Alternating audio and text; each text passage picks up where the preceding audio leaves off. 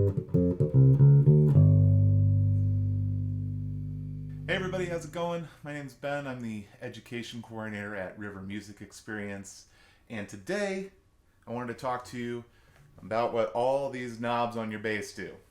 This is going to be kind of a introduction to tone. So maybe for some of you that have been playing a little bit longer, this is going to be, kind of stuff you already know. But I wanted to break it down for the beginners. I know when I was first starting out, I had a few different tone controls that were going on my basses, and I wasn't entirely sure how everything worked. And it can be a little confusing when you're first starting out.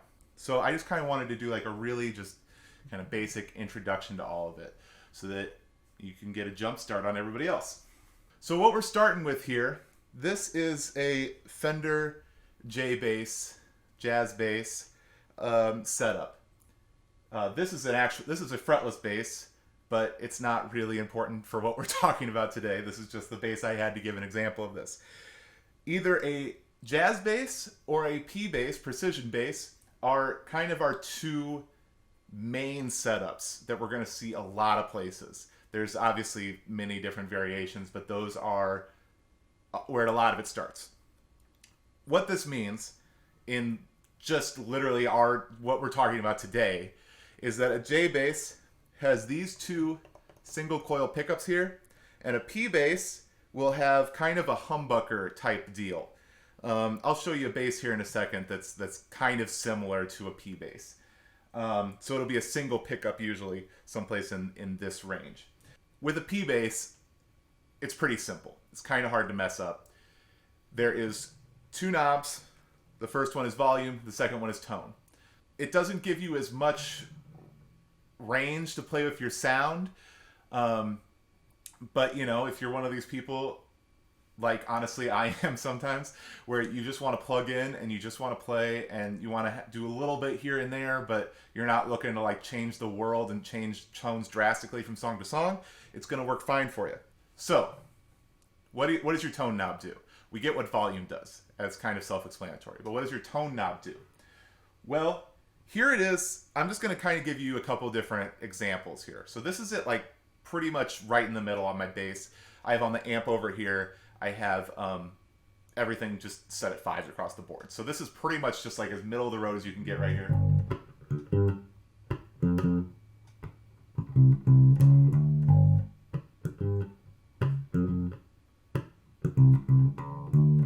So then, what if we turn it all the way down? We get...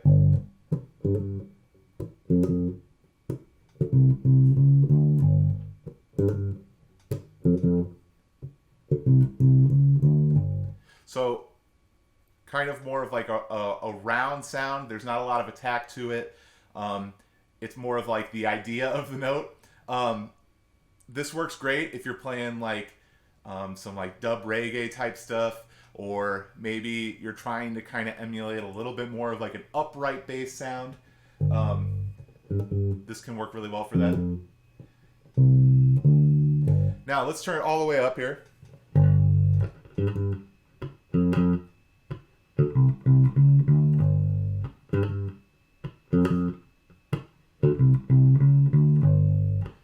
You can hear a lot more of that attack. You get a lot more of that sound of your fingers playing. And yeah, it's a lot brighter sounding. It's probably going to cut through a little bit better if you're playing with a group. Sometimes that's a good thing, sometimes it's a bad thing. I usually try to, on this bass in particular, I'm usually going a little shy of the halfway point.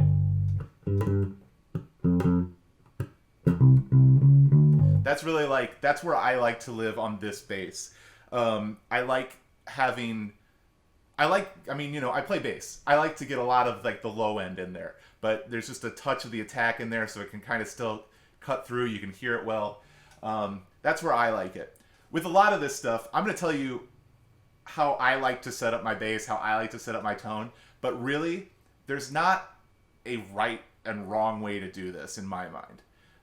I think everybody has very different sounds, and I have bass players I love that are that have like a very high-end sound that's very attacking. I have bass players I love that have a very mellow, bassy sound.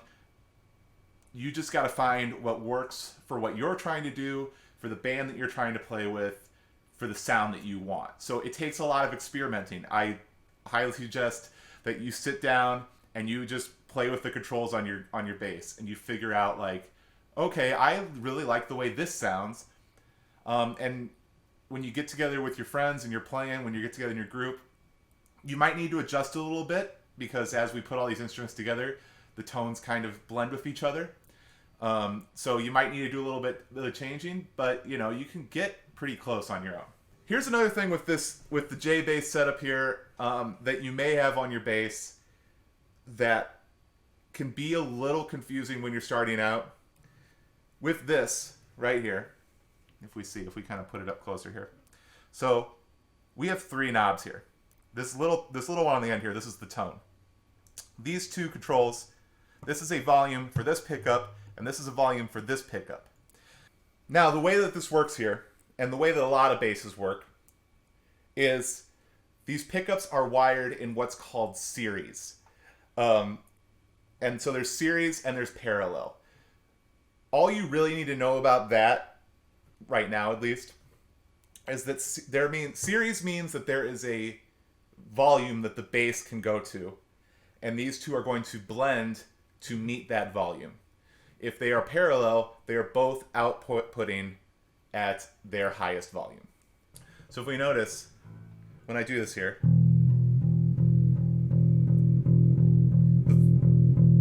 the volume's not changing as I turn down the volume on one. It's just changing the blend. So we're getting a little bit more of that pickup versus a little bit less of it. But if you notice, like let's say I turn this one down like a quarter of the way, you'll notice all of a sudden the volume will go down as I turn this down a little bit, because I have this turned all the way up. But then as it gets to where the other one's at, that's where it stops, and that's where our sound stops getting quieter. Basically, long story short, whichever one of these pickups, if you're trying to blend them together here and get a sound, as opposed to having them both just turned all the way up, whichever pickup you want to be the primary pickup that you're blending the other one with, you want to set that where you want your volume at, and then the other one below that. That's how you get that. Most of you on beginner basses are only going to have one volume knob, but some of you might have a J bass like this. This is a Squier J bass, and so this may be something that you have to deal with, so it's just good knowledge to have. All right, let's check out another bass here. This is a 2 humbucker setup here. What makes this different is instead of single coils, these are humbuckers. Basically, long story short, is they buck hum. So they you won't get a lot of that guitar noise that you would with maybe like you heard on those J bass pickups earlier. This bass has volume, volume, tone, tone.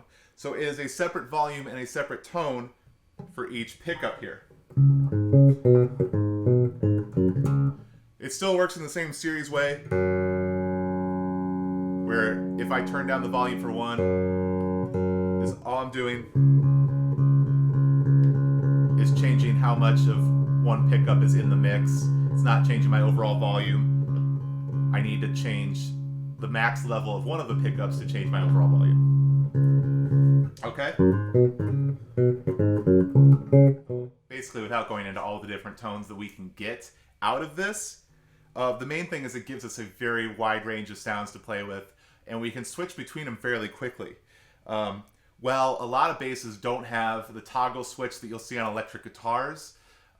We have to do it with our volume knobs, but if I could go from having this sound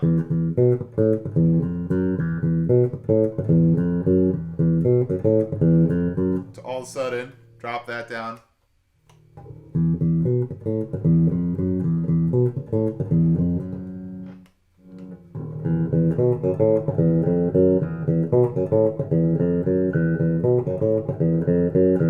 So I can get two very different sounds from the different pickups, or say I want to blend them together. So we can get all sorts of different things going on here. So we have the two humbuckers set up. We have the two single coil set up. Let's take a look at a bass that's going to be a little similar to the P bass setup. What we have here, this is a Music Man Stingray. Long story short, it's basically the older brother of the Fender P bass. So you can see we got the single humbucker down here. What makes this bass different than the previous two is this is active. Once again, probably not something that you're going to be dealing with your first bass, but it might be something you're dealing with your second bass. Basically what it means is that it has a 9-volt battery that has an active preamp in the bass here. So it's kind of pushing our sound a little bit more. It's giving us a wider range of tone controls. It's helping eliminate more of the amp buzz noise that we're getting.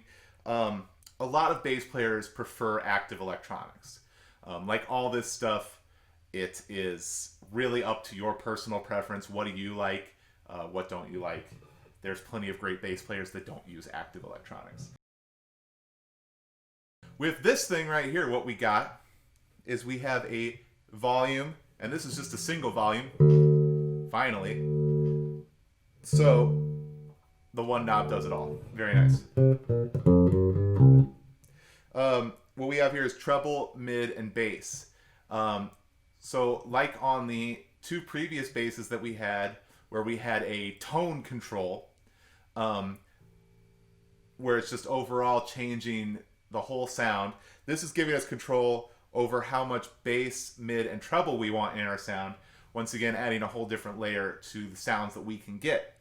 Now, if you're not really sure what I'm talking about when I'm saying treble, mid, and bass, it's kind of one of those things that when you hear it, you know it. Like for example here, let's do so. This is just all my bass. I just rolled back the treble and the mid.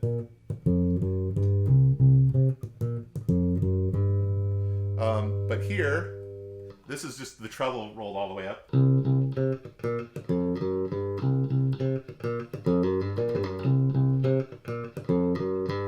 So you can hear as we're going through that these controls are basically boosting or pulling back the different sections of the note, depending on which part of your sound, your bass sound, that you want to amplify and give more to. So like I mentioned earlier, I like to push a little bit more of the bass sound. I'm going to back off my treble a little bit here.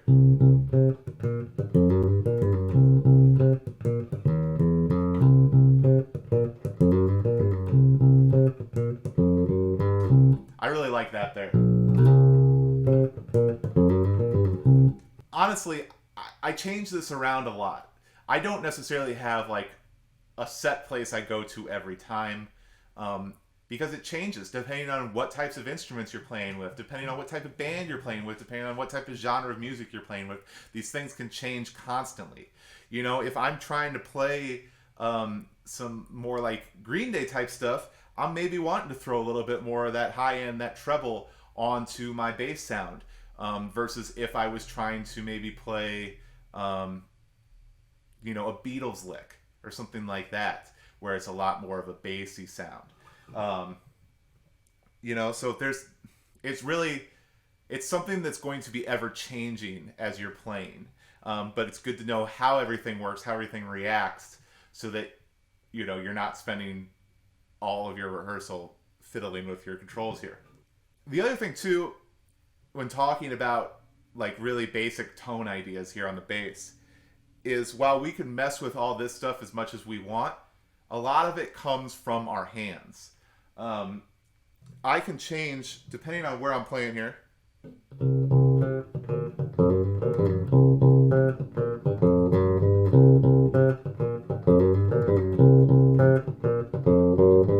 That's a lot higher of a sound if I'm playing closer to the bridge. It's got a lot more attack, versus if I'm playing more towards the neck here.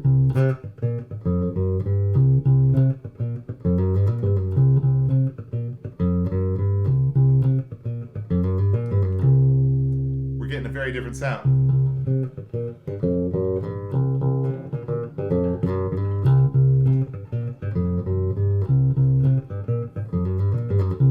I'm changing my tone literally just depending on where I'm playing. Or I could even start doing a little palm muting here. And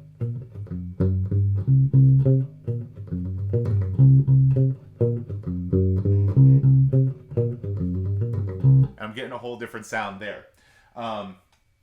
So a lot of that, if you start learning some of those tricks too, of where you like to put your hand and how you like to play to get the sound that you want, you can get a very wide range of tones. You know, Paul McCartney always played with a pick. John Entwistle played on the neck, and he used 3 fingers, so he could get a lot of that that sound of the string hitting the fret, and you get a lot of attack with it, even though he's playing up higher. Everybody has their thing that can change your tone. That's the biggest thing with your tone, honestly, is it's you, and it's how you play. It's why B.B. King will sound like B.B. King regardless of what guitar he's playing. So I hope some of this helped you out. I hope that it's kind of gotten you thinking about how you can get a sound that is yours, or how you can get a sound that you really like playing. I think that it's a lot easier to practice and to be motivated to practice when you're playing something that you like hearing, you know? So I think just something as like getting like, this is what I really like to hear, is going to really motivate a person to practice a lot more. And like I said, practicing is really the most important thing at the end of the day. So I want to thank you all for watching. If you have any ideas for other, bass tips, tricks, bass lines, guitar lines, all that stuff, drop them in the comments. We want to know what you want to see, so let us know. And also, I'd really love if you have a favorite tone setup, or if you have like a really off-the-wall tone setup. I'd love to hear about it, so if you could drop that in the comments there too. I know I have a Fender Jaguar bass that has all sorts of switches on it that turn off and on pickups, change in series and parallel. It's got an active preamp that you can turn off and on. It's about as out there as it can get. Thanks everybody for watching, and we'll see you in the next one.